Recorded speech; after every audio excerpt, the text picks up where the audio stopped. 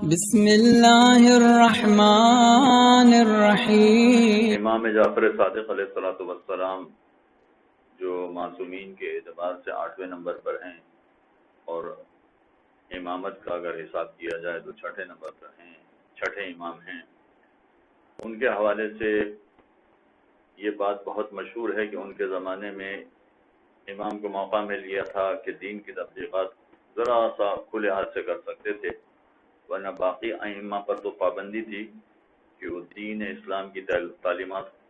کھلے انداز سے نہیں دے سکتے تھے۔ تو 6 امام کو چونکہ یہ موقع ملا تھا، اس لیے کتابوں میں یہ درج ہے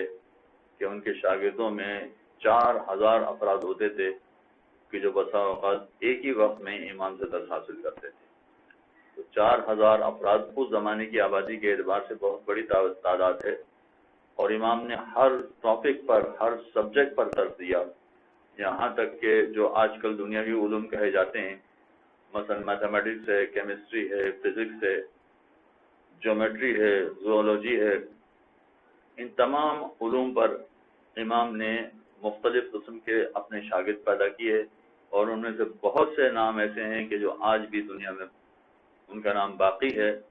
اور مغربی دنیا کی یونیورسٹیز میں بھی ان کو اچھے نام سے یاد کیا جاتا ہے۔ ظاہر ہے کہ جب امام نے ان علوم پر دروس دیے ہیں اور شاندار قسم کے شاگرد پیدا کیے ہیں، تو قرآن و حدیث و علم رجال اور حدیث کی پہچان کا طریقہ، قرآن کو سمجھنے کا طریقہ، ان موضوعات پر تو بے تحاشا امام نے دروس دیے ہیں، اور یہ وہ سبجیکٹ تھا کہ جو امام کا اپنا سبجیکٹ تھا، لہذا ان موضوعات پر سننے والوں کی تعداد بہت کثیر ہوتی تھی، اور اس میں علم کلام بھی ہے، فلسفہ بھی ہے، بہت سارے دوسرے علوم بھی شامل ہیں جس کو اسلامی علوم کہا جاتا ہے۔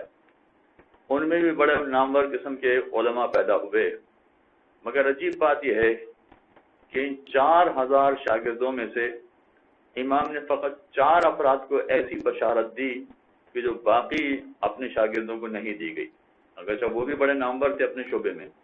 مگر 4 افراد ایسے تھے کہ جن کو بطور خاص امام نے بہت اعلیٰ مقام و مرتبہ دیا اور ان کو بشارتیں دی۔ ان میں سے کچھ ایسے تھے کہ جن کو 1 بشارت دی گئی،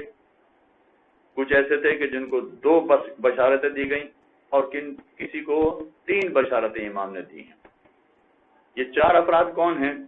نمبر 1 محمد ابن مسلم، نمبر 2 برید عجلی، نمبر 3 ابو بصیر، اور نمبر 4 زرارہ بن اعین۔ یہ 4 افراد تھے کہ جن کو امام نے مختلف قسم کی بشارتیں دی ہیں۔ ان میں سے کچھ سے یہ کہا امام نے کہ اجلس فی المسجد الکوفۃ وفتح،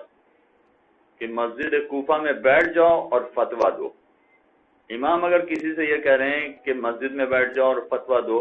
اس کا مطلب یہ ہے کہ یہ شخص امام کی نگاہ میں پکا مجتہد ہے،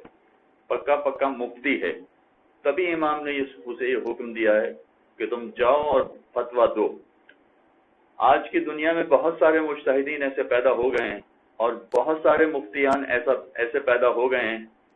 جو اپنے آپ کو تو بہت مفتی اور مجتہد کہتے ہیں، اور اپنا پرچار کرنے کے لیے مختلف قسم کی کتابیں اور مختلف قسم کے رسالے بھی شائع کرتے ہیں، اور سوشل میڈیا کو بھی بہت استعمال کرتے ہیں، مگر ہمیں نہیں معلوم ہے کہ وہ مفتی ہیں یا نہیں، ہمیں نہیں معلوم ہے کہ وہ مجتہد ہیں یا نہیں۔ لیکن اگر امام کسی کے بارے میں کہہ دیں کہ بیٹھ کر فتویٰ دو، اس کا مطلب یہ بات طے ہو گئی کہ یہ شخص پکا مجتہد ہے، اور ایسا مجتہد ہے کہ امام کی نگاہ میں یہ شخص مجتہد ہے۔ تو کچھ لوگوں کو، ان میں سے کسی کو اس طرح کی بشارت دی گئی، اور کسی کو اس طرح کی بشارت دی گئی کہ لولا ہؤلاء العلماء لندرس آثار النبوہ، اگر یہ علماء نہ ہوتے تو نبوت کے آثار مٹ جاتے۔ عزیزان محترم، یہ بہت بڑا خطاب ہے، یہ بہت بڑا تمغہ ہے کہ جو امام نے ان علماء کو دیا ہے۔ آج اگر کوئی مفتی مجتہد اگر 100 کتابیں بھی لکھ دے، اور معرکۃ الاعریٰ قسم کی کتابیں بھی لکھ دے، اور اپنے شاگردوں میں بے تحاشا شاگردوں کا اضافہ بھی کر دے، اگر وہ 4000 کے بجائے 40000 شاگرد بھی پیدا کر دے، مگر اس کے باوجود اس کے بارے میں یہ نہیں کہا جائے گا کہ اگر اس نے یہ کتابیں نہ لکھی ہوتی تو نبوت کے آثار مٹ جاتے۔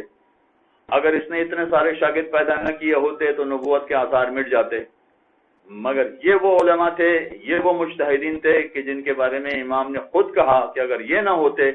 تو نبوت کے آثار مٹ جاتے۔ یہ بہت بڑا خطاب و تمغہ ہے ان علماء کرام کے لیے، یعنی ان 4 شاگردوں کے لیے۔ اور تیسری بشارت ان میں سے کچھ لوگوں کو یہ دی تھی کہ جنت میں تم لوگ سب سے پہلے ہم سے آ کر ملاقات کرو گے۔ انسان کی پوری زندگی کا مقصد، ساری عبادتوں کا مقصد، سارے محرمات سے بچنے کا مقصد، سارے واجبات کو انجام دینے کا مقصد ہی فقط یہ ہوتا ہے کہ وہ جنت کے اعلیٰ مقام تک پہنچ جائے۔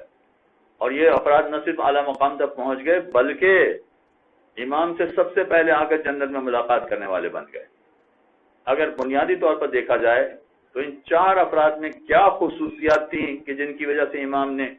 ان 4 افراد کو بطور خاص یہ تمغے عطا فرمائے یا یہ بشارتیں امام نے ان کے لیے بیان کی ہیں، تو سمجھ میں آتا ہے کہ یہ حقیقتاً دین اسلام میں تفقہ رکھنے والے افراد تھے، دین اسلام کے معرکۃ الآراء فقیہ تھے، لہذا امام نے ان کو بطور خاص یہ اعزاز عطا فرمایا۔ پروردگار عالم سے دعا ہے کہ امام کے بتائے ہوئے طریقے کے مطابق ہمیں بھی زندگی بسر کرنے کی توفیق عطا فرمائے۔ اللهم صل على محمد وآل محمد